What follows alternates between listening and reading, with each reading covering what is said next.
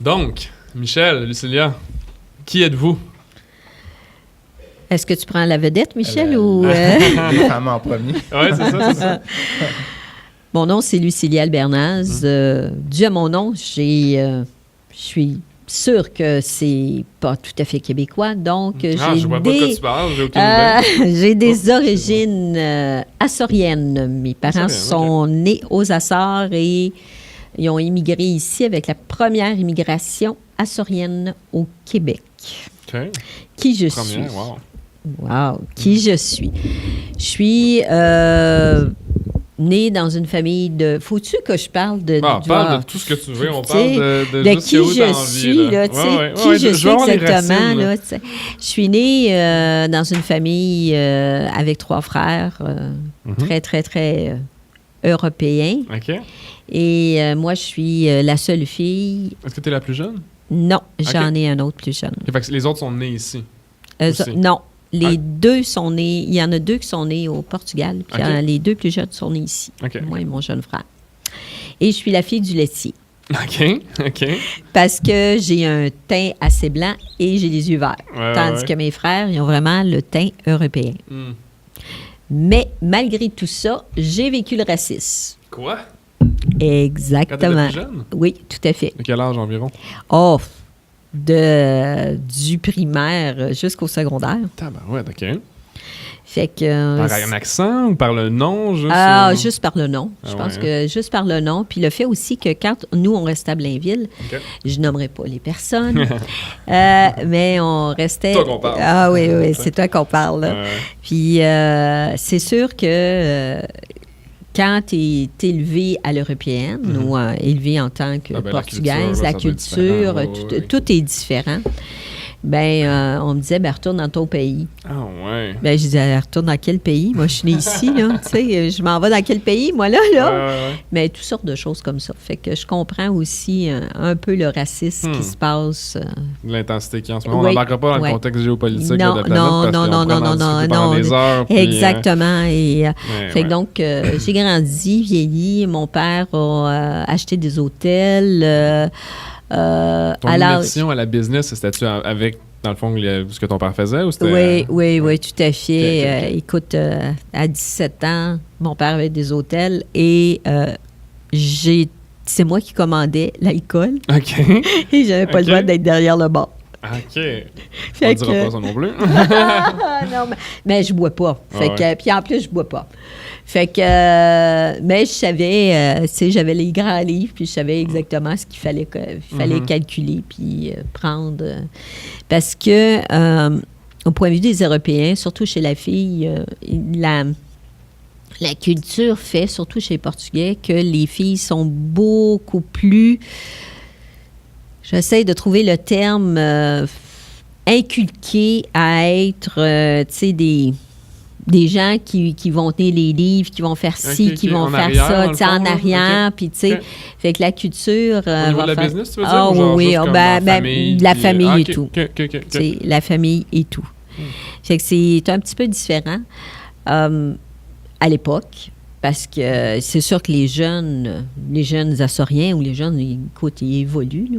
Les générations, juste il y a 6 mois, ça change encore. Je suis dans la génération baby boomer. Fait que j'ai vécu les 2 clashs là, entre le baby boomer et la nouvelle génération. Là, fait que, moi, j'ai encore vu mes jeunes cousines se faire marier et pas connaître. Ah ouais. Ici, c'est au Québec? Ah ben oui. Ah ouais. Qui mariait? Tabarouette. Tu sais, fait que... c'est fou la culture, là, on en parle souvent, même en affaires, quand tu as affaire avec des gens qui ont d'autres cultures, les méthodologies, la manière dont ils pensent, tu t'attends à quelque chose. Même moi, la première expérience, juste une petite parenthèse, quand j'étais en Australie, je m'attendais à faire des affaires comme ici, là, pas en tout.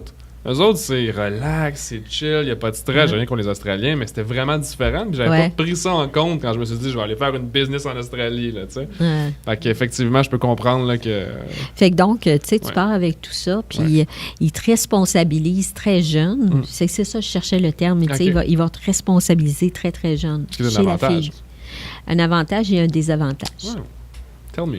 Non, c'est que parce que chez le garçon, ils vont y laisser passer. La corde est plus longue. OK, je comprends. La corde est plus longue chez le garçon que chez la fille, surtout chez les Portugais. OK. Et ce qui a fait de moi qui je suis, c'est correct. Oh, oui. Et bon, j'ai vieilli, j'ai commencé avec le groupe Zellers. OK. Après. Et bon, j'ai monté les échelons assez rapidement. À l'époque, Zellers était une compagnie qui embauchait beaucoup et qui ouvrait énormément de magasins en même temps. Fait que j'étais transférable, connu conjoint, marié, changé de coin, j'étais vivre à Longueuil. OK. Complètement, je suis partie de sa Rive-Sud. Complètement sa Rive-Sud, fait que... Et à partir de là, avec quelques années, j'ai dit, OK, j'en ai assez, je change carrément. Je me suis en allée travailleur autonome. OK. Du jour au lendemain? Du jour au lendemain. OK, c'est quoi le thought process qui s'est passé à ce moment-là? Comment tu es arrivé à cette décision?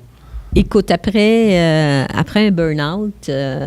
je pense qu'il y a des décisions qui sont venues naturelles puis qui ont dit, OK, là... Tu ne posais pas de questions, là? J'ai dit, c'est ma peau ou c'est leur peau. T'avais quel âge à ce moment-là, juste pour avoir une idée de ça? Dans la jeune trentaine. OK. J'ai eu ma fille... moi, j'avais dit, si j'ai pas d'enfant à 29 ans, à 30 ans, il n'y en aura pas. OK. Je l'ai eu à 29 ans et demi. Elle est née à 29 ans et demi ou tu l'as... Okay. 29 ans et demi, ma fille, elle est venue au monde. Fait que tu fais comme, OK.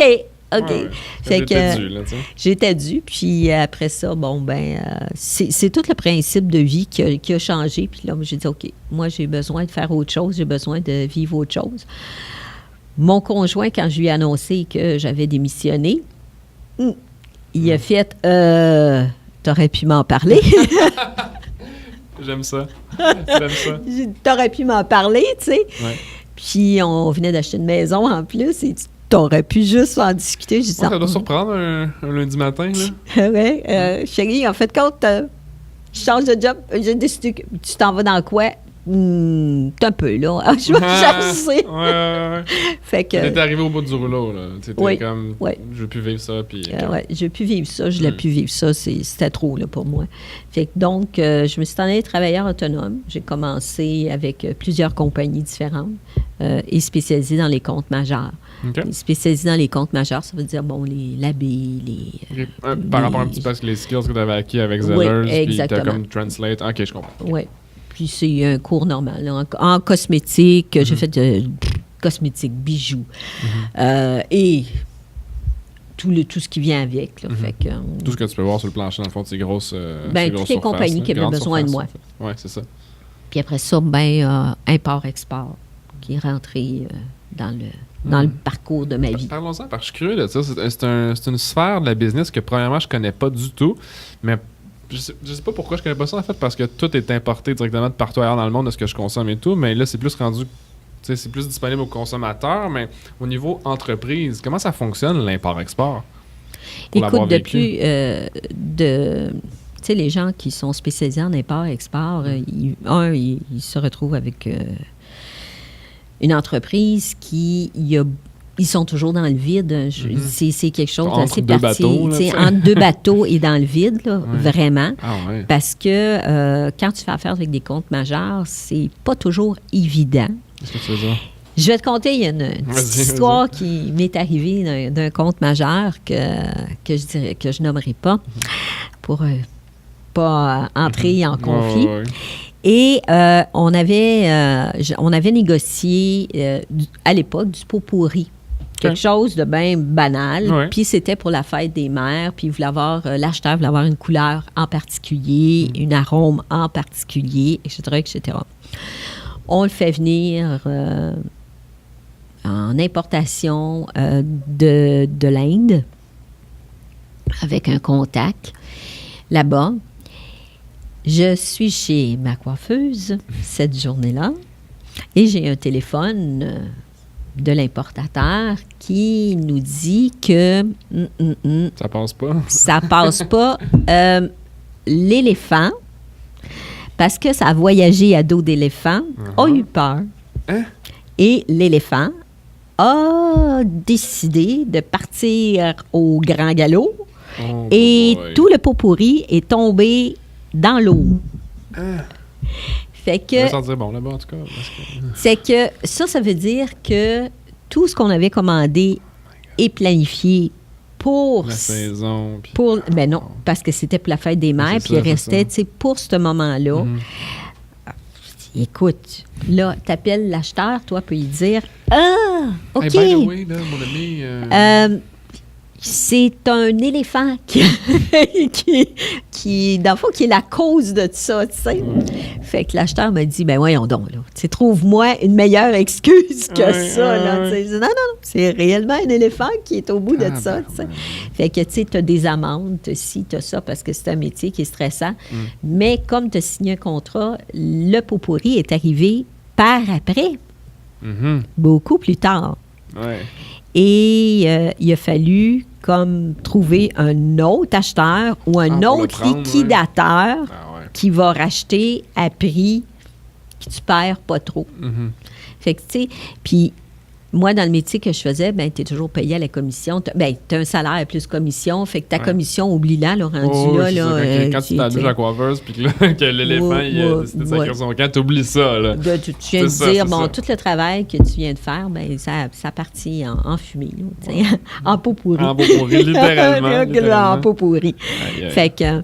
Mais il y a d'autres parties de ta vie, c'est super excitant quand tu arrives.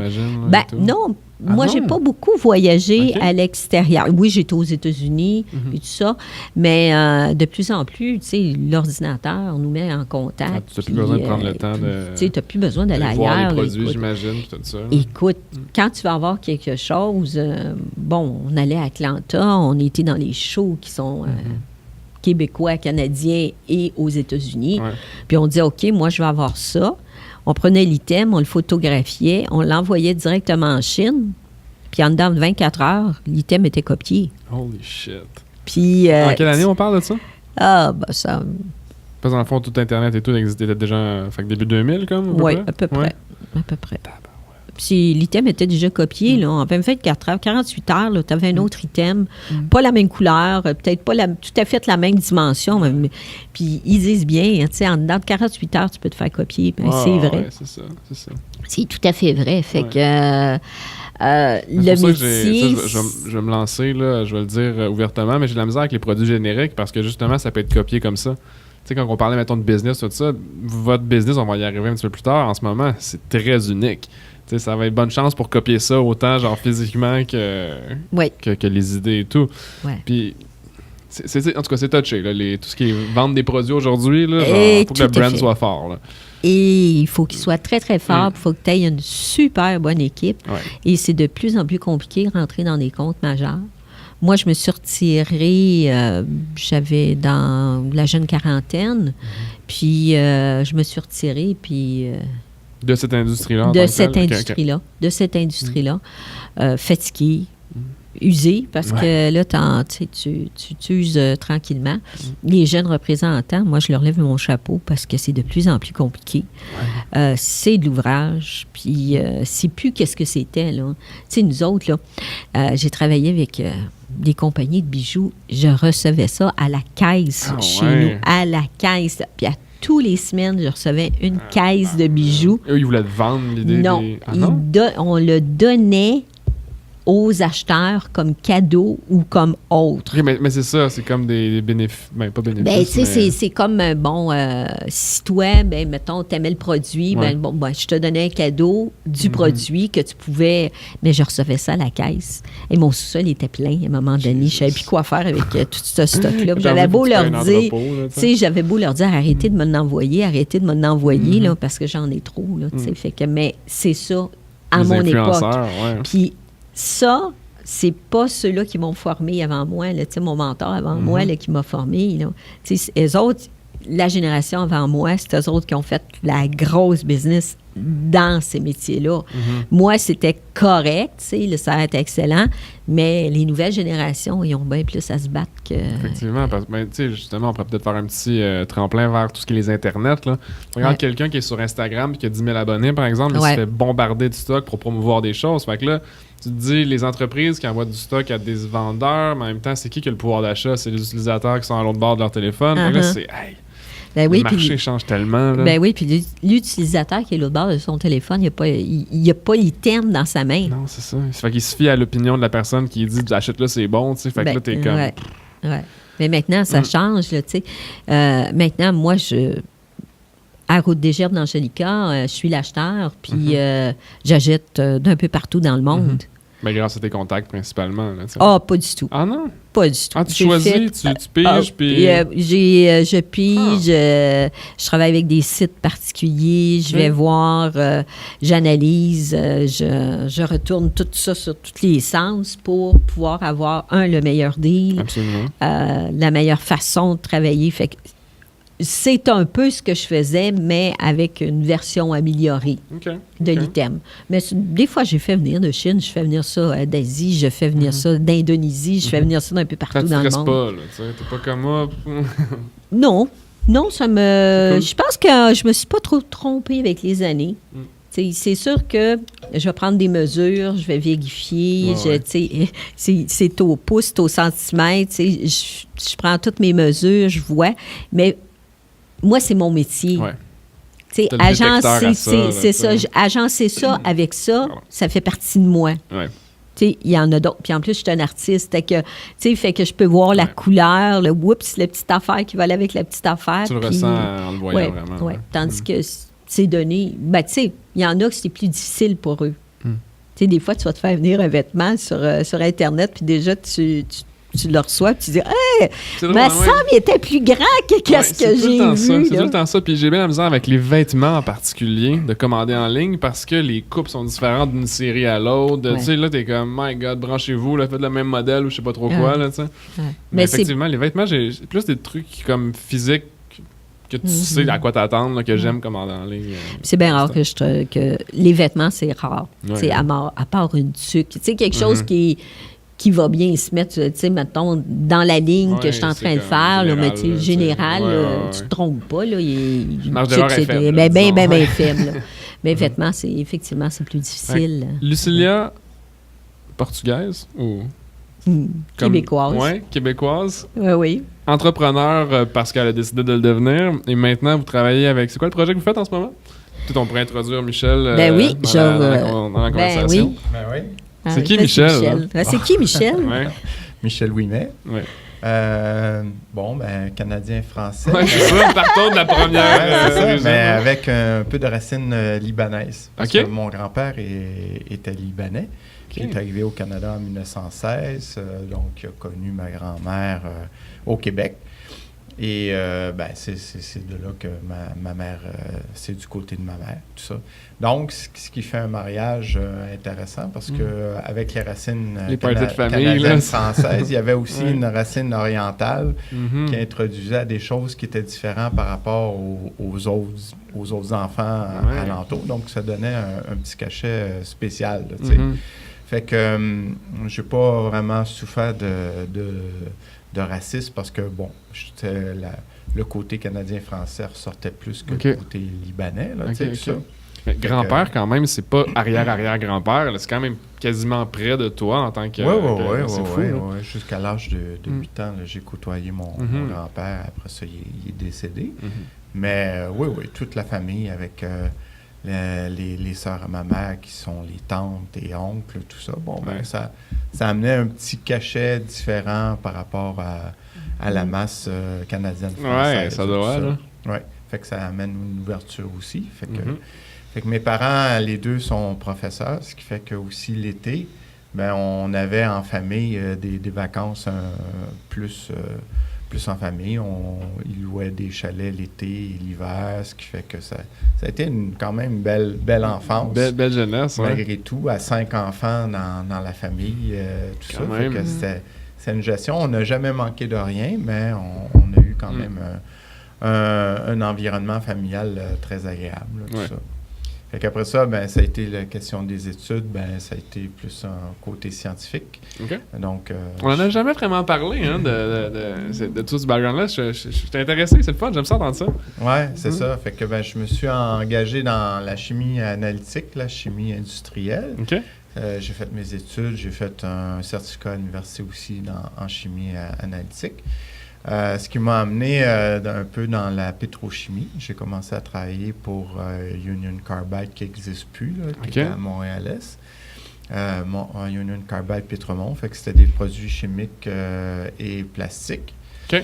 Fait que j'ai fait une couple d'années dans ce domaine-là. Puis à cause de la mondialisation, il y a eu des rationalisations de sites de production, ce qui fait que Montréal-Est était un peu pas considéré assez gros pour continuer. Fait qu'ils ont concentré les choses au Texas.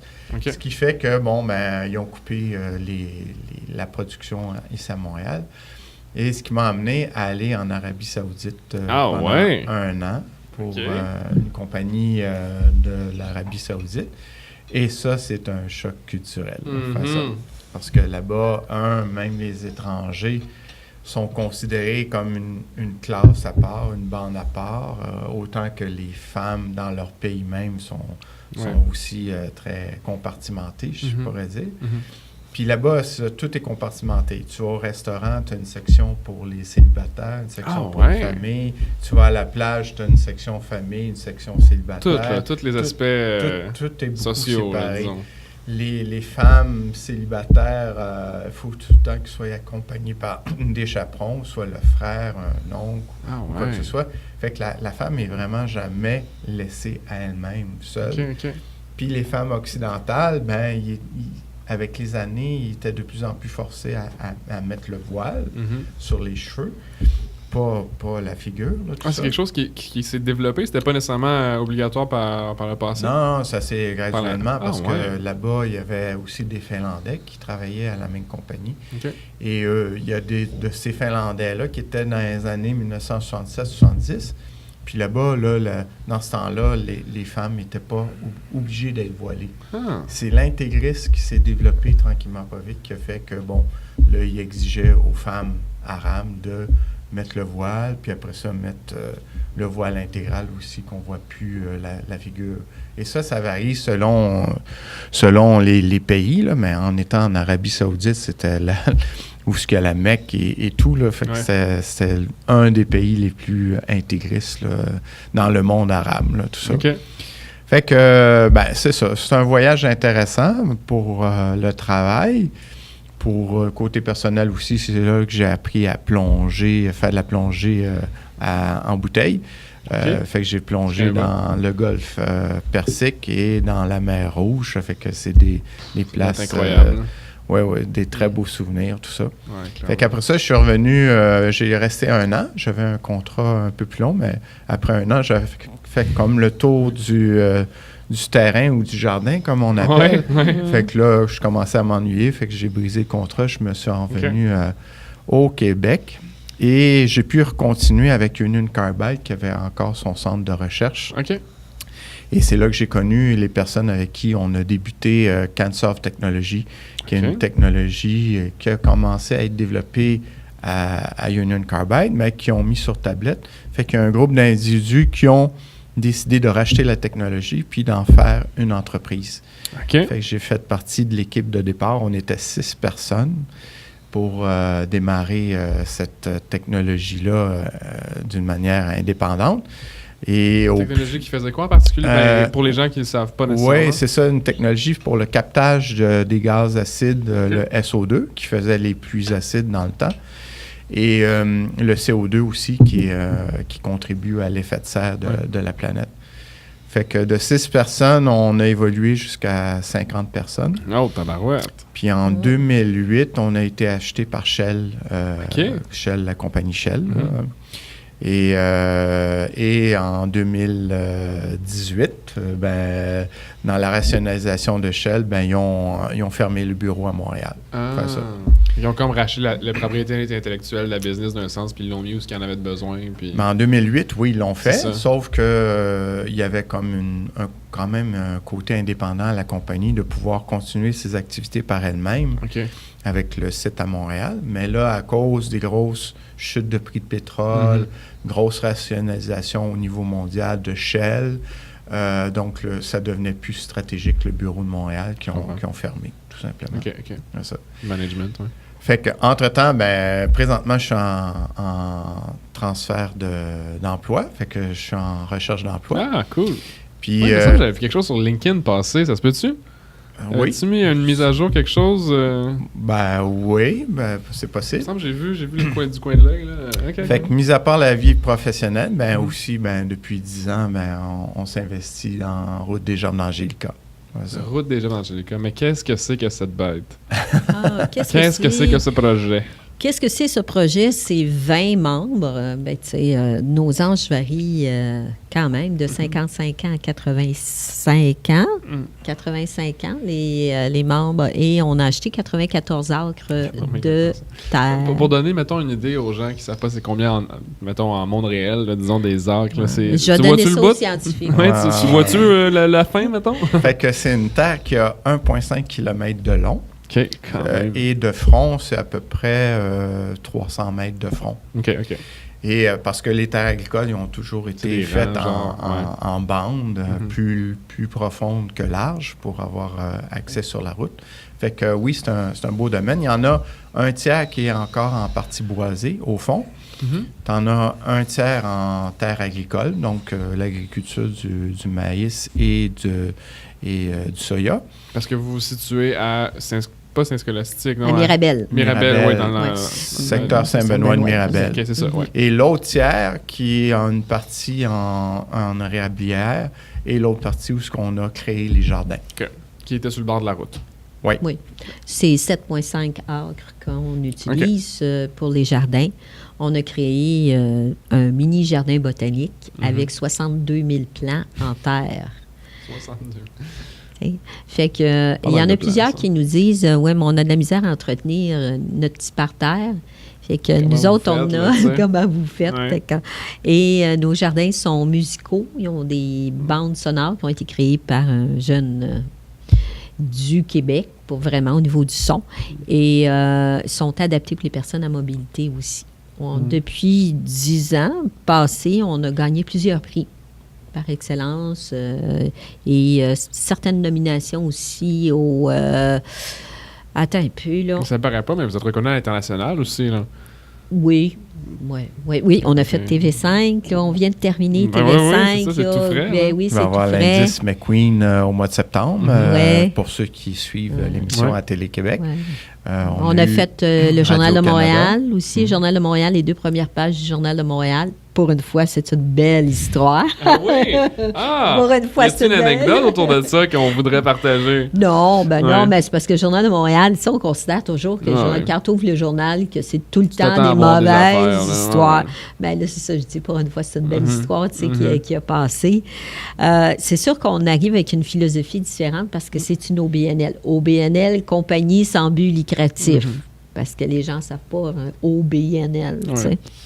Et on a créé vraiment une OBNL très, très différente. On est probablement un modèle parmi tant d'autres, mais unique en soi au Québec. Ce qui nous diffère, c'est que quand on a acheté à Mirabel, on a acheté une ancienne table champêtre. La maison était sur les lieux. Et on a décidé, nous, de vendre nos maisons et d'habiter ensemble. Fait qu'on est 10 membres qui est devenu coloc.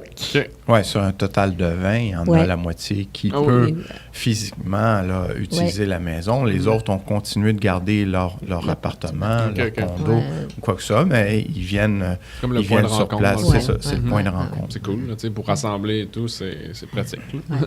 Les gens nous disent, oui, mais 10 dans la même maison, vous pilez ses pieds, pas en tout. Des fois, on ne se voit même pas de la semaine. C'est une grande maison aussi. C'est une grande maison. Je pense qu'il y avait... C'est une maison qui est faite en double. Donc, il y a comme 2 salles de bain, 2 ci, 2 ça. Ben, plus que 2 salles de bain. C'est ça. Mais on a quand même 2 grands salons, 2 grandes cuisines. C'est comme un... C'est ça, exact. C'est sur 3 étages.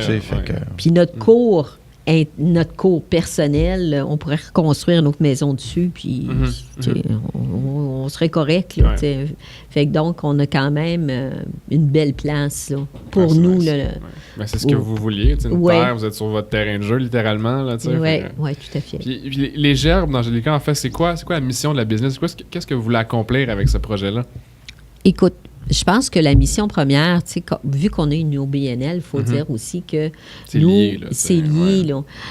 Nous, une partie des gens qui viennent chez nous, qui vont payer le prix d'entrée, parce qu'il y a un prix d'entrée autant en été qu'en hiver, ça va pour les paniers alimentaires et l'éducation. C'est les 2 grandes causes qu'on aide, qu'on supporte. Mais là, je ne veux pas avoir tout le monde qui m'appelle et dit « Hey, moi, je suis la cause. » Non, c'est pas l'objectif. Vous avez une limite de 2, puis c'est ça. Oui, on a une limite là, quand même. On est une OBNL, on a une limite. Là, on donne à la société. Mais... Et de base aussi, je dirais l'OBNL, on l'a parti pour soi aussi. Parce que les 2 tiers, c'est des personnes qui sont déjà à la retraite. L'autre tiers sont encore actifs sur le marché du travail. Mais ils voulaient une vision, à la retraite, qu'est-ce qu'on fait? Oui, c'est ça. On peut arrêter. Oui, c'est ça, parce que quand on est jeune, il y a les études, le côté universitaire. Puis souvent, tu vas remarquer, souvent, le monde va partager un appartement pour partager les frais, les ci, les ça. Après ça, le monde se marie, ont des enfants, là, ils deviennent une cellule un peu plus unique. Puis quand les enfants partent, les parents, ils se demandent qu'est-ce qu'on va faire là, du restant de notre vie? Mais c'est un peu ça que la question est adressée par les 20 membres. Ils se sont dit, qu'est-ce qu'on pourrait bien faire pour rester actif, pour continuer de créer, continuer de faire de quoi de notre vie? On a tous un peu tendance à être un peu workaholic. Puis... si tu aimes ce que tu fais, je vois pas pourquoi c'est une mauvaise chose. Tu regardes les gens qui dépérissent de carrière de travailler. Parce que si tu travaillais puis tu avais choisi de travailler dans ce que tu veux travailler, c'est probablement parce que tu aimais ça à un certain point. Là, fait que pourquoi arrêter quelque chose que tu aimes parce que tu devrais par la société? Je suis pas sûr. Là, C'est ça. Fait qu'on est un peu... les marginaux. En train... Oui, parce qu'on réinvente qu'après... c'est ça, pour la retraite, projet de retraite ou même avant la retraite, il est possible de continuer de créer, d'inventer et d'avoir des projets qui propulsent. Oui, qui servent à quelque chose, tu sais, parce que quand tu travailles, tu sers à la société, puis là, quand tu es à la retraite, tu sers quoi, là, tu sais? Fait que là, j'imagine qu'ils doivent se demander qu'est-ce qu'ils peuvent servir, puis là, vous avez un projet, l'OBNL, d'accueillir des clients pour voir les jardins, les expériences, tout ça, c'est incroyable. Faut le voir, en fait. Oui. Puis dans le fond, on n'a pas juste ça, là. Ça, c'est l'infime, le petit grain, là, parmi tout ce qu'on a, là, parce qu'on fait nos produits agro. OK. On est agro-touristique. Donc, le projet est agro-touristique, c'est-à-dire que vous vendez, dans le fond, des produits que vous créez directement dans vos jardins? Oui, tout à fait. On a des fleurs comestibles, on a des potagers de légumes, on a des fruits, des petits fruits, tout ça.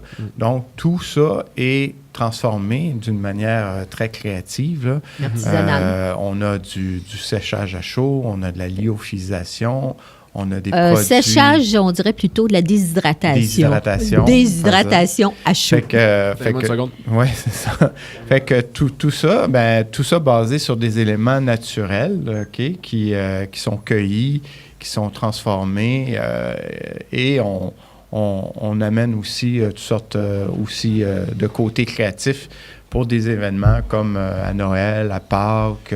Oui, parce que les jardins s'adaptent au thème des saisons. Puis, en fait, j'aime vraiment le fait qu'on en parle de manière audio, mais... Oh, donnez-moi une seconde, je pense que la carte est pleine. All right. J'aime ça, Parce qu'on avait laissé comme produits du terroir, là. Oui, mais en fait, ce que je voulais dire, c'est que j'aime le fait que ce podcast-là, ce soit une conversation. Tu sais, le but que j'ai à partager avec les gens, dans le fond, de l'histoire de ce qu'on discute, c'est que c'est... Tu sais, dans notre vie, dans 6 mois, là, ça serait le fun de faire une part 2, où est-ce que vous en êtes rendu, qu'est-ce que vous faites, tout ça. Fait qu'il n'y a pas de... C'est pas trop officiel. Ça, il n'y a aucun problème. Avec tout ce qu'on a. Ah, c'est tellement projet. Pour faire un petit retour sur ce qu'on disait justement avec toutes nos couples, là, on parlait des produits que vous vendiez, que vous créez vous-même et tout ça. C'est fascinant. C'est une business en soi, ça. Oui, tout à fait. Parce que ce que Michel disait, c'est que nous, on fait de la déshydratation à chaud et c'est ce qui nous permet de faire nos propres tisanes. Le matin, on va cueillir nos fleurs. Wow. On va cueillir nos légumes, on va cueillir nos petits fruits, on va déshydrater et on fait entre 20 et 30 000 sachets à la main pour la période hivernale après Noël. Mais ce qui permet de donner un produit unique. Ouais, parce que quand vous allez acheter au supermarché des tisanes, la tisanière ou c'est ça, ou David Tea ou n'importe quoi, là, nous, on peut créer le mélange qu'on veut pour donner une saveur, pour donner donc un effet pour le corps, tout simplement. Donc, on fait nos propres mélanges. On crée des choses qui ne sont pas disponibles sur le marché. Fait que tous nos produits sont assez uniques à cause de ça, parce qu'on veut se démarquer, on veut attirer du monde, fait qu'on se démarque. Puis, c'est des choses qui ne sont pas accessibles dans les supermarchés. On travaille avec une plante qui s'appelle l'angélique. C'est là que vient roudre des gerbes d'angélica qui vient d'Europe. Du Groenland. Du Groenland, exactement. Et c'est une plante qui a été introduite avec les moines dans les monastères. C'est une plante en Europe qui est rentrée directement dans les monastères. C'est ce qu'on appelle une plante de monastère. OK. Puis, y avait-tu une histoire derrière la plante en tant que telle? Écoute, on la veut? Regarde. Le nom scientifique de la plante, elle s'appelle Angelica archangelica. OK. Ça, c'est son nom scientifique. L'étymologie du terme, dans le fond? Oui, écoute... De notre côté, c'est parce que la plante est tellement grande, est tellement... c'est massif, là, tu sais, pour les gens qui voudraient la voir, allez juste voir sur leur page Facebook. La plante à maturité, elle vient aussi grande que toi. OK, ça, c'est très c'est grand, c'est 6 pieds. 2 à 3 fois large comme toi. Aïe. Ça fait que... C'est une ombellifère. C'est dans la famille du céleri. OK. C'est comestible de la racine jusqu'à la semence. Puis le centre, ça ressemble un peu à une paille ou du bambou. Tu sais, c'est vide à l'intérieur. Oui, on avait vu, je pense. Oui, tout à fait. Et ça goûte un peu, ça a un goût particulier. Je te dirais, c'est entre l'anis et le genévrier. OK. Pour les amateurs, tu sais, parce que c'est là ou le céleri aussi, il y a un petit arôme de céleri à travers tout ça. Fait que c'est la plante, parce qu'on est sur une terre agricole, fait que c'est notre plante maîtresse de tous nos produits. Tous les produits, oui. Ouais. Parce qu'acheter une terre agricole... Une grande gamme de produits. Oui, on parle du ketchup, aux tisanes, à tout. Confiture. Sauce. Oui, on fait des sauces. Par choix, vous vendez exclusivement de où vous êtes. Vous distribuez uniquement de votre terrain, en fait. Exactement, de notre terrain de jus qui s'appelle Route des Gerbes d'Angélica. Tu sais, parce que avec mon background, j'aurais pu le rentrer n'importe où. C'est un bon choix. Selon moi, mais qu'est-ce que je sais, là, tu sais? Moi, je voulais fonctionner comme ça parce que je voulais plus retourner dans ce milieu-là. Fait que donc, je préfère le faire plus artisanalement. Puis on en fait plus souvent. Quand on a fini une batch, il n'y en a plus. On recommence, puis on en fait. On a une cuisine MAPAC. Bon, MAPAC veut dire, pour ceux qui ne sont pas habitués, on utilise des termes particuliers. MAPAC, c'est que la cuisine est conforme aux lois du ministère de l'Agriculture. Fait que parce que tu peux pas nécessairement décider, toi, du jour au lendemain, que tu fais de la confiture puis que tu la vends à monsieur, madame, tout le monde. Puis tu fais ça dans le fond de ta cave. Il faut que tu aies une cuisine qui est réglementée. Ça fait du sens. Là. Je ne voudrais pas manger de la confiture de mon oncle Georges dans son sous-sol. Là, c'est en plein ça. Fait que c'est une cuisine qui est très réglementée. Même le savon qu'on utilise pour la vaisselle ou pour le plancher est réglementé. Tout est réglementé.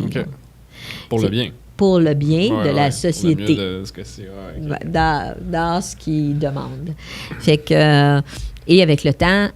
si je reviens, moi, à mes études, moi, je suis sortie avec un diplôme de cuisine professionnelle qui fait que j'ai pu analyser, refaire des recettes, essayer, goûter pour concevoir des confitures, des petites choses. C'est toi qui as le chapeau de chef dans la cuisine? Au début. OK. Au début. Mais après ça, j'ai donné mon chapeau, je l'ai... Michel? Non, Michel est venu m'aider dans les cuisines. J'ai travaillé 7 ans dans une cafétéria. J'étais cuisinier aussi. Okay. Fait que, mais c'est ça qui est beau, c'est que tout le monde a des expériences différentes. C'est ça. Et tout le monde peut contribuer à, comment mieux faire les choses. Fait que Lucia, elle donne toujours son point de vue à celle qui est dans la cuisine pour l'aider. Elle a son expérience, celle qui est dans la cuisine, mais avec qu'est-ce qu'elle a comme connaissance aussi. Ouais. Et dans d'autres choses, dans d'autres aspects du projet, autant dans les jardins et tout.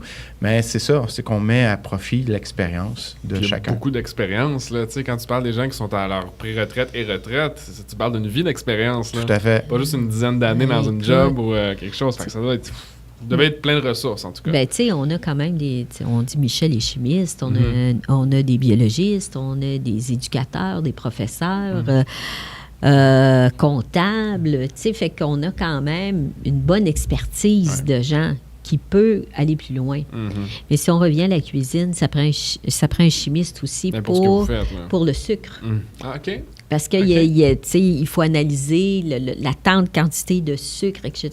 Puis ça prend des instruments bien particuliers. Fait que c'est Michel qui a fait cette partie-là, plus instruments, et Thérèse aussi, qui est une biologiste, qu'on a plus adapté à ça. C'est vraiment hot. Ouais. Est-ce qu'il y a des choses qui s'en viennent dans vos jardins bientôt, prochainement? Des événements qu'on pourrait parler ou qu'on... écoute, Noël. Ouais. 200 000 lumières. Oui, parlons-en. C'est quoi ça, 200 000 lumières dans le temps de Noël à cette adresse qui est le 75 rang Saint-Vincent? Oui, 6015 rang Saint-Vincent.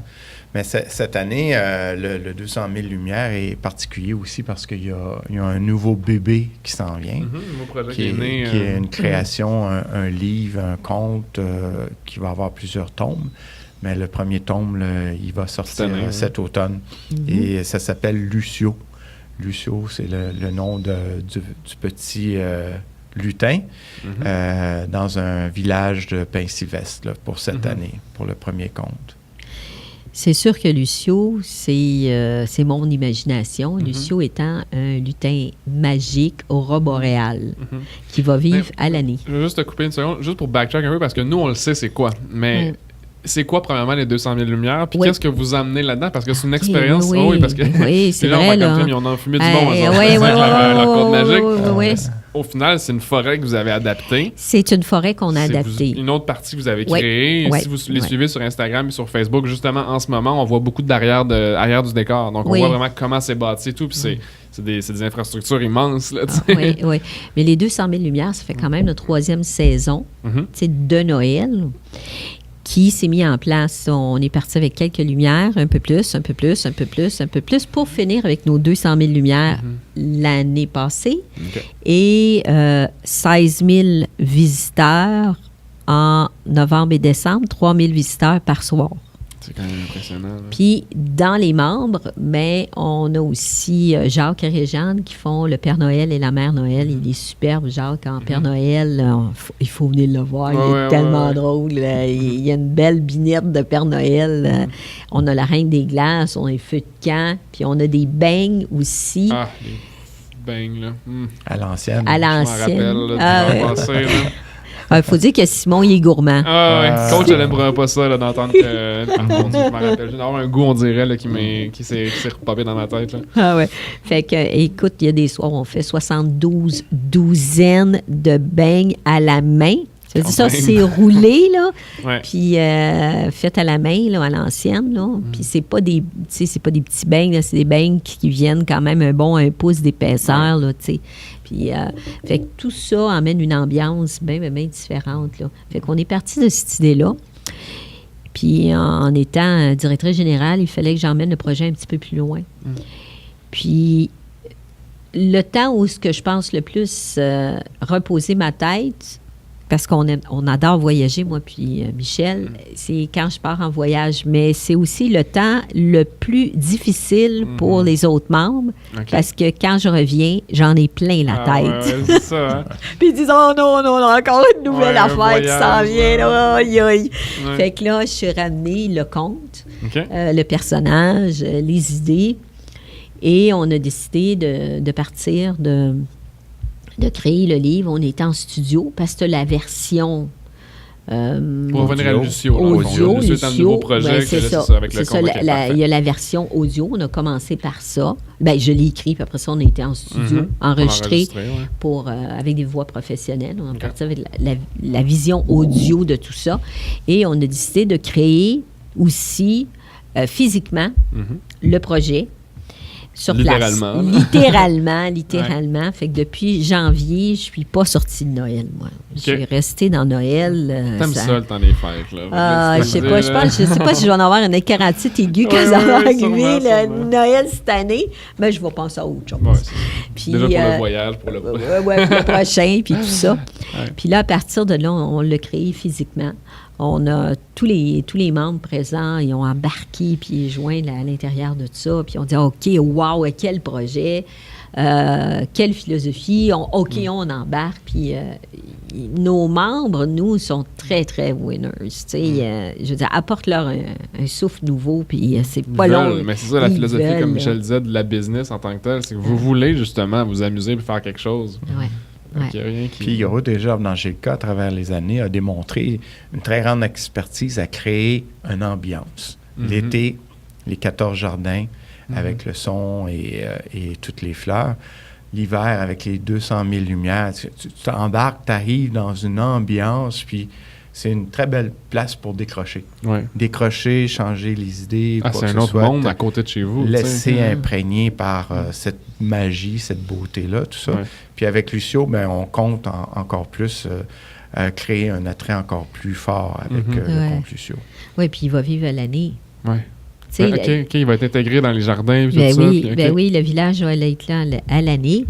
On en a fait une marque de commerce, le livre, mais tu vas avoir tous les dérivés. J'ai créé plein de dérivés. Tu vas avoir la tuque Lucio, tu vas avoir Lucio et aurore boréale, mais arc-en-ciel aussi. Fait que il y a plein d'items arc-en-ciel. Je me suis entourée de jeunes comme toi et un autre qui va créer le personnage en 2D, qui est Khalil Abbar. À bord, hein? C'est quoi ça? On scrape son nom, pauvre petit. Puis, Archimédia, en fait. ARKI, son entreprise est située dans les centres-villes à Mirabel. Fait pour ceux qui le chercheraient. Oui, tout à fait. Cinéaste et artiste. Oui, et bon, j'espère qu'il ne m'en voudra pas trop d'avoir Khalil. On va avoir Khalil comme début, là, tu sais. Et puis... c'est un monde qu'on crée, une autre histoire. Il y a de la poudre magique là-dedans. Tous des produits uniques encore. Ah oui, tous des produits uniques, tous des produits conçus par nous, dessinés par nous, parce que c'est nous-mêmes les artistes. Et que tout est fait par nous. Fait que c'est pas... Tu viens pas chez nous en venant chercher une expérience de Walt Disney ou ailleurs. Tu viens chercher une expérience qui est unique, avec des produits uniques.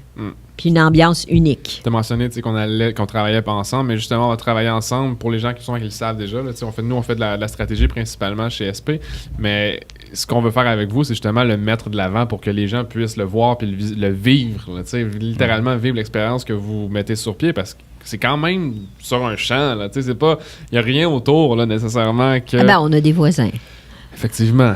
Oui, c'est ça. Il y a des voisins, mais je veux dire, c'est pas, mettons, centre-ville à Sainte-Thérèse, où là, il y a des gens qui passent et tout. Donc, il y a une job de faire ramener les gens, mais c'est un petit peu ça. Par l'expertise que vous avez déjà acquis, puis la clientèle que vous avez déjà acquise, on aime dire qu'on la prend jamais pour acquis, là, la clientèle.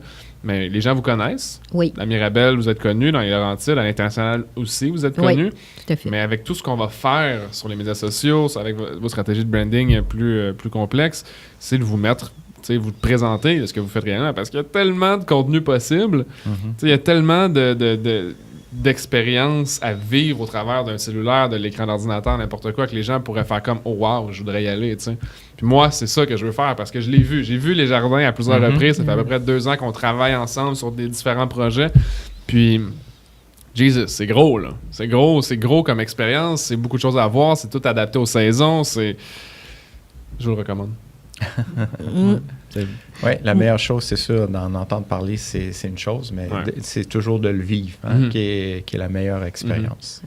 Puis on est sur place, tu sais, les propriétaires, ils sont tous là. Ouais. Tu sais, c'est pas comme on vit sur place. Tu sais, quand tu es propriétaire, c'est ta business. Tu vas pas la rouler.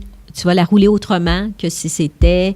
les employés. Ou d'autres. Je dénigre pas les employés. Non, mais c'est le sentiment d'appartenance qui est différent. Il est vraiment, vraiment... C'est pas qu'ils veulent pas. Là. Non.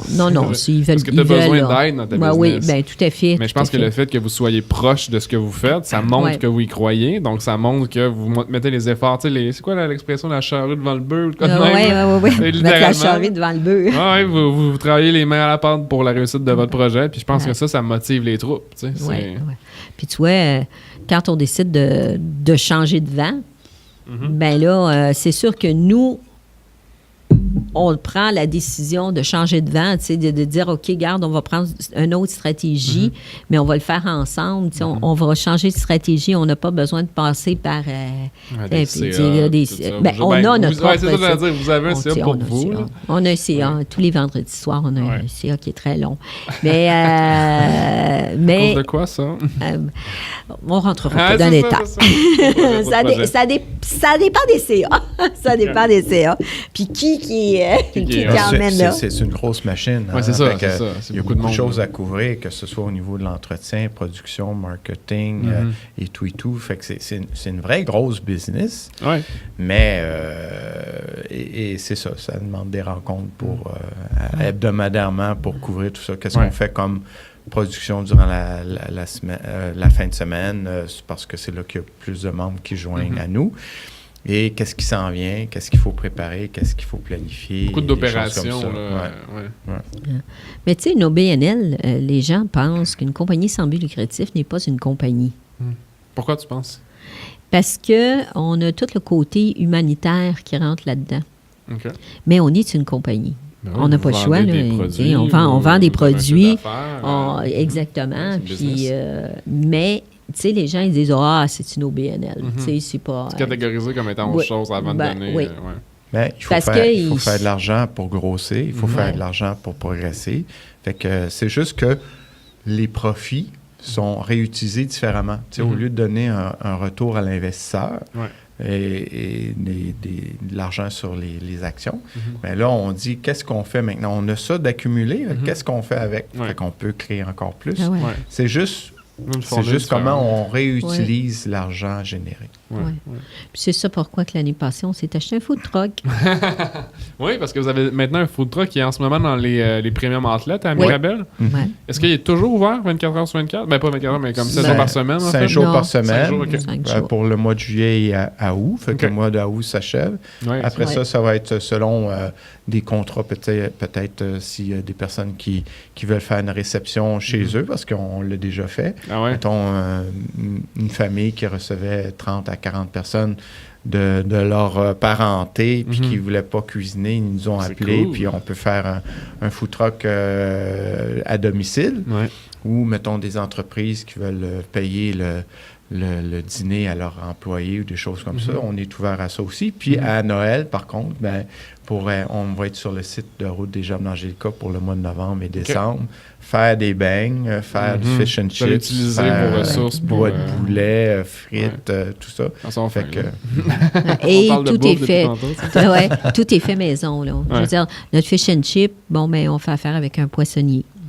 C'est pas quelque chose qui... On a vraiment ancré en vos valeurs, le fait de travailler de manière artisanale. Puis ça, je le sais plus probablement parce qu'on travaille ensemble puis je vois vous visiter souvent et tout, mais ça mérite d'être, je pense pas pas publiciser, mais comme parler.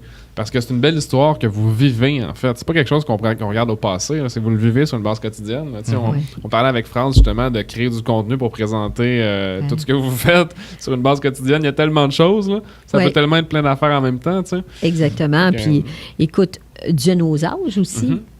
Tu sais, parce que on apprend à tous les jours et on réapprend et on désapprend et on recommence, tu sais. Mais puis à nos âges, tu sais, fait que France ça prend beaucoup de volonté. Oui, c'est ça, France qui est ici, c'est salut France.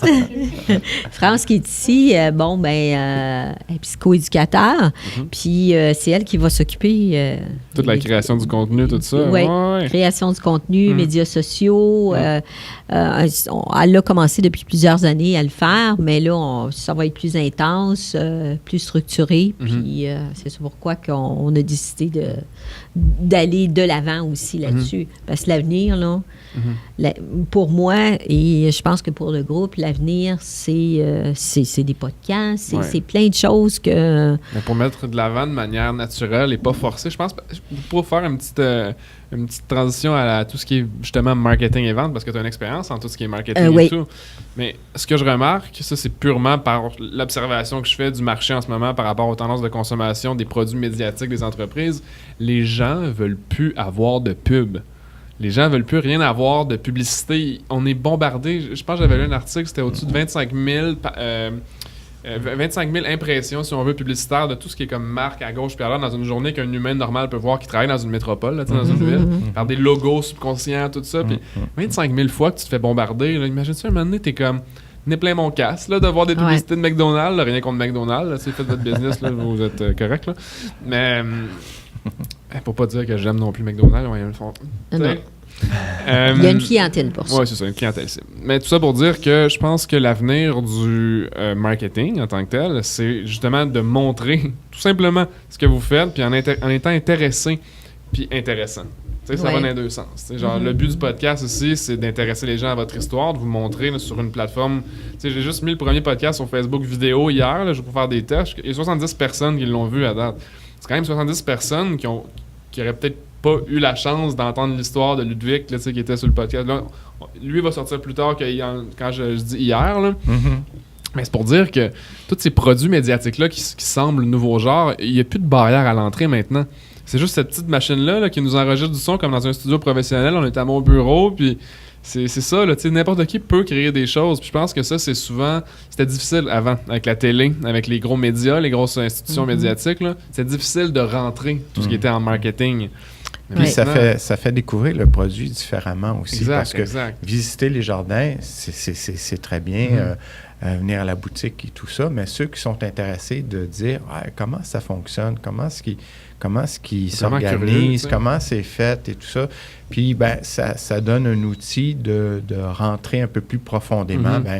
Oui, c'est possible de faire fonctionner une entreprise comme ça, puis c'est possible de le faire à plusieurs. Puis voilà, avec les podcasts ou quoi que ce soit, vous allez en apprendre un peu plus, puis vous allez savoir que simple que c'est possible. Oui, exact. Puis en même temps, c'est de montrer aux autres, comme tu viens de dire, c'est de montrer que c'est possible. Souvent, les gens, ils sentent beaucoup que c'est impossible, ils donnent des excuses. On n'ira pas dans le côté psychologique là, de pourquoi les gens n'avancent pas dans la vie ou ils font pas ce qu'ils veulent faire, mais vous êtes la preuve vivante que vous avez une idée, vous l'avez concrétisée, matérialisée, exécutée, puis boum!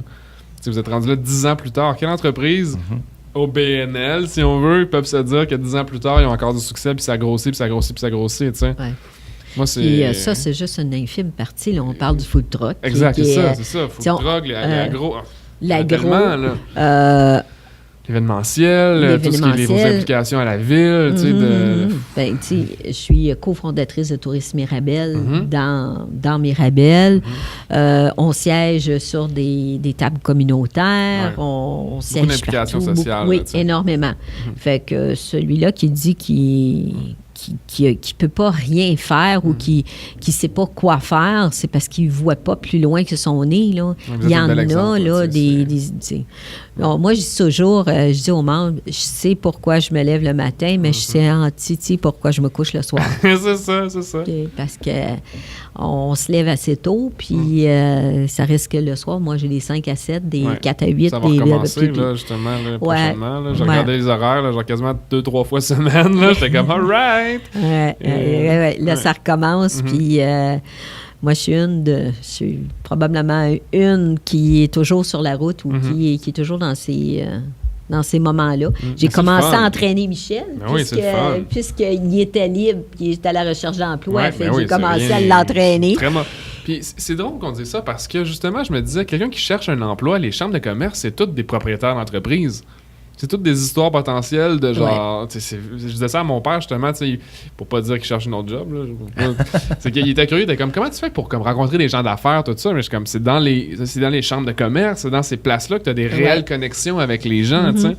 J'étais comme, effectivement, tu sais, on en jasait, tu sais, puis c'était comme, effectivement, là, c'est une belle place pour rencontrer des gens d'affaires. Point. Ben, tout à fait. Puis des gens d'affaires, tu peux il y a beaucoup de regroupements de gens d'affaires. Je veux dire, il y a les chambres de commerce, mais moi, je fais partie... BNI aussi, oui. Business Network International. Puis, ça demande un petit peu plus de jus. Plus de jus. Simon, disons... Je suis pas contre les BNI. Là, j'ai aucune misère à le dire, en fait. C'est simplement que je pense que tout ce qui est réseautage, il y a certains types de personnalités qui sont plus intéressés par certains types de structures. Moi, je suis quelqu'un qui est très lousse. J'aime ça juste parler pour parler à des gens parce que ça me tente, pas parce que je suis obligé. BNI, pour des personnes qui ont besoin de plus de structure ou qui aiment la structure, c'est excellent. Oui, ça demande énormément de structure, mais moi, de nature, je suis une fille excessivement structurée. Moi aussi, côté business, mais côté relationnel, beaucoup moins. Moi, je suis une structure, c'est pas juste les relations de qu'est-ce que je vois du BNI, c'est que les personnes ou les propriétaires qui ont une vue de croissance et comment faire la croissance, puis comment y arriver. Il y a tellement de personnes avec beaucoup d'expertise. C'est pas juste pour vendre, c'est pour se faire accompagner dans une croissance et comment y arriver. Oui, mais ça, c'est comme tu dis, ça clique ou ça clique pas. Il y a beaucoup de mentorat. Je pense pas que c'est une mauvaise chose. Il y a beaucoup de mentorat, puis nous autres, on est dans un des plus gros BNI du Canada. Oui. Mirabel. On est rendu presque à 60. 60 membres. Ça, pour ceux qui ne connaissent pas le concept du BNI, c'est un déjeuner. Est-ce que c'est une structure différente, le vôtre, ou je vais te laisser le... Non, c'est un déjeuner. Okay. C'est un déjeuner tous les jeudis matins. Il faut qu'on soit là à 7h moins quart. Ça veut dire lever du corps à 5h. Puis ça va habituellement jusqu'à 8h30. À peu près 8h30, 9h moins quart. J'avais fait un BNI, on était peut-être une dizaine, puis c'était chargé. 60 personnes, là. Puis ton pitch de vente, il faut que tu le fasses en 30 secondes. Ouais. Fait qu'il faut que... Tu vas à l'essentiel. Tu vas à l'essentiel, puis tout le temps à l'essentiel.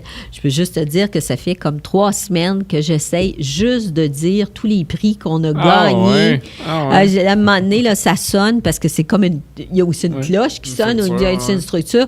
Puis là, je dis, OK, à la semaine prochaine, je vais continuer à la semaine prochaine. Puis là, je suis rendue à ma 3e semaine. Là, j'achève là, les piggy. Mais tu sais, c'est bien différent. J'ai fait... De mon métier, j'ai fait partie de beaucoup de regroupements, mais celui-là me convient.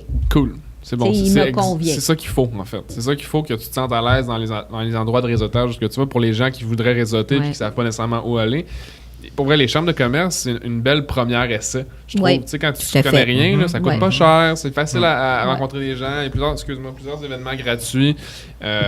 Pour ceux qui commencent en affaires, mettons, ça vaut la peine, je pense. Puis après ça, quand tu sais plus où tu t'enlignes, là, comme Michel, tu disais justement... Des croissances. C'est ça, exact. Parce qu'il y a plein de niveaux de BNI aussi. Tu as les corporate connections, en tout cas, puis il y a plein d'autres types de trucs de réseautage. On parle juste Rive-Nord, là, mais là, quand tu vas à Montréal, après ça, c'est... Puis, tu peux réseauter entre inter-BNI. Parce que tu peux y aller dans les autres. Le mardi, le mercredi, le jeudi, le vendredi, tout dépend. Là. Mais comme tu l'as dit, c'est demandant. C'est très demandant. C'est demandant. Tu dirais-tu à 2-3? Oh, j'y vais. Ah ouais, en plus? Oui. Ah oui, mon cher. C'est pour ça, je comprends. Mais n'importe quelle croissance, c'est demandant. Oui, absolument. Ben là, tu te fais accompagner dans ta croissance, c'est ça qui est... Non, moi, j'y vais. Je m'impose, puis tu vas prendre des cours aussi. Tu as des cours que tu peux prendre. Tu as des podcasts pour l'écoute. Tu as des cours sur Internet. Tu sais, puis il y a toute une stratégie. Pour ça, là. Tu savais c'était quoi les podcasts quand on a commencé à en parler au niveau stratégique? Oui, c'est en plein ça. Fait qu'il y a plein de stratégies. Moi, le soir, là, j'écoute 1, 2 podcasts, des fois 3. Je prends des cours avec podcasts. C'est super bonne information. Là, mais tu sais, moi, je suis faite comme ça. Mais ça ne veut pas dire que tout le monde est comme dans la même structure que moi. Puis le lendemain, moi, je vais siéger sur un conseil d'administration X, puis je suis aussi coach pour certains jeunes. C'est là que j'ai connu Simon au tout début, puis on a discuté, puis tout ça. Là. Fait que, mais moi, je suis faite comme ça. Je répète. Ça ne veut pas dire que ça va convenir à tout le monde. Puis, à cause aussi de ce que nous, on partage, les 20 membres, ça donne cette opportunité-là. Parce que, tu sais, on est 10 qui habitent chez nous. Là, on est 10 qui habitent ensemble. Moi, quand j'arrive le soir, là, mon souper, il est ça à table. Oui, c'est des détails, hein? C'est des petits détails, là. C'est des petits détails, là, mais des détails très importants. Je fais pas l'épicerie, moi, là. Il y en a un autre qui va faire l'épicerie. Tu sais, fait que donc, quand j'arrive, je me dépose, puis je vais manger, tu sais. Fait que je peux le faire. Mais par contre, même quand j'étais plus jeune, je faisais déjà 60 heures semaine, là. Ça n'a rien changé à mes habitudes de vie. C'est drôle parce que les gens, ils lancent ça dans les heures. Je fais une semaine de 80 heures, tout ça, mais on dirait qu'ils ne réalisent pas que 60 heures de travail, du réel travail, là, c'est beaucoup d'énergie, énergie mentale et physique, et tu sais, c'est beaucoup, là. Oui, puis pour avancer, ben on n'a pas le choix, il faut mettre... c'est ça, soit tu mets la vitesse en 2 ou en 7, tu sais, avec ton champ sport.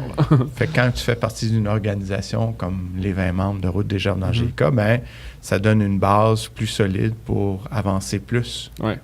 Allez où vous voulez. Puis, tu sais, on parlait du BNI juste avant ça. Vous avez eu des bonnes références du BNI pour vous aider dans le projet qui est Lucie en ce moment. Fait que, tu sais, je pense que tout est bénéfique, là, dans tu sais, tu veux voir un notaire, bien, il y en a un. Exact. Tu sais, tu veux lui poser une question. Fait que t'es pas comme aller magasiner un notaire, tu regardes les individus, puis le notaire, il dit, garde, Lucilia, fais pas ça comme ça, fais ça de telle façon, prends-toi de telle façon. Je vais te référer à un autre, c'est quelqu'un, là. Puis là, tu fais pas le tour, là. Écoute, ça a été facile. J'ai communiqué avec le notaire, puis le notaire m'a tout de suite servirait de bord. Il dit, tiens, là, l'avocat. Oui, exact. Oui. Tu sais, il va t'aider, là, mais c'est pas juste network pour network. C'est aussi parce que le monde du BNI sont choisis pour donner aussi je dirais, confiance. C'est des personnes en qui, de base, tu peux dire, oui, j'ai confiance. Chambre de commerce, tu peux dire, OK, c'est des bonnes connaissances. Bon, est-ce qu'il va te faire un bon retour sur de service ou quoi que ce soit? Bon, mais ceux du BNI, qu'est-ce qui est intéressant? C'est ça, c'est ce que tu sens en confiance. Fait que... Puis, il ne faut pas oublier que le BNI, si tu as juste un siège par métier, oui, c'est vrai. C'est un détail qui est assez important parce que tu peux pas avoir nécessairement 60... J'avoue, 60 personnes pour un avocat, par exemple, ça doit être vraiment payant, là, pour... En tout cas, peu importe. Mais 60 personnes en business. Oui, c'est ça, mais c'est ça. Dans des secteurs différents. Un siège par métier. Fait que tu n'as pas nécessairement de compétition. Puis c'est tous des métiers qui... Et en plus, ils vont choisir, tu sais, même oui, c'est des présélections et tout. Il y a une présélection qui est faite par groupe. Mais si, mettons, tu restes à Mirabel, puis ton siège est pris, tu peux t'en aller à Saint-Jérôme ou tu peux t'en aller à Sainte-Thérèse si le siège est vide ou peu importe. Là. Ça, parce qu'il y en a plusieurs. En tout cas, c'est en train de me convaincre. Là, c'est ça qui arrive. C'est une autre histoire, c'est un autre, mais c'est ça. Moi, ça fait comme 1 an que je suis là-dedans, plein régime, plus tous les autres places que... Ben, du stock. Oui, fait que je suis la fille qu'on voit en talons hauts arriver à la course, enlever les talons, puis remettre... la cuisine, jardin. Oui. Mais de ce temps-ci, je suis plus dans la peinture. OK. Justement, peut-être ça pourrait être une belle transition. Est-ce qu'il y a des nouveaux projets qui s'en viennent? Y a-t-il des choses qu'on pourrait dévoiler? C'est Lucio. Lucio en tant que tel, oui. Lucio, dès début novembre, la forêt Lucio va être ouverte. Oui. Puis aussi, on va présenter le livre qui a été créé, donc livre d'auteur avec les dessins, et la bande sonore qui est téléchargeable quand que vous achetez le livre. Et ceux qui aiment ça, vous venez découvrir la forêt de Pin-Sylvestre live. Là, ça va faire une expérience immersive. Oui. C'est notre nouveau projet, c'est notre dernier bébé. Ouais. L'année passée, c'était le food truck. Cette année, c'est le dernier bébé. Puis j'ai l'impression, en tout cas, mon feeling d'affaires, ça devrait bien aller. Ça devrait bien aller. Ah oui. Cool. J'ai un bon feeling d'affaires. Fait que je pense que... On va laisser les choses bien se placer. Je pense qu'avec tout ce qui se prépare cet automne, là, genre, on est dans la bonne voie. Mais tu sais, le but d'être en affaires, c'est justement, c'est une réussite. C'est pas que mais non, c'est ça. T'es comment, j'ai hâte d'échouer. Fait que il faut que tu sois bien entouré. Puis je pense que la vie fait que tu rencontres les bonnes personnes au bon moment. Pour moi, là. Je pense, tu sais, il y a tout le temps des personnes qui vont... Puis des situations aussi qui fait que tu vas grandir. Plus rapidement peut-être qu'imaginé. Oui, exactement. Puis on dit des fois, la situation, tu sais, elle est plate, là. T'es dans la bouche que par-dessus les oreilles, là.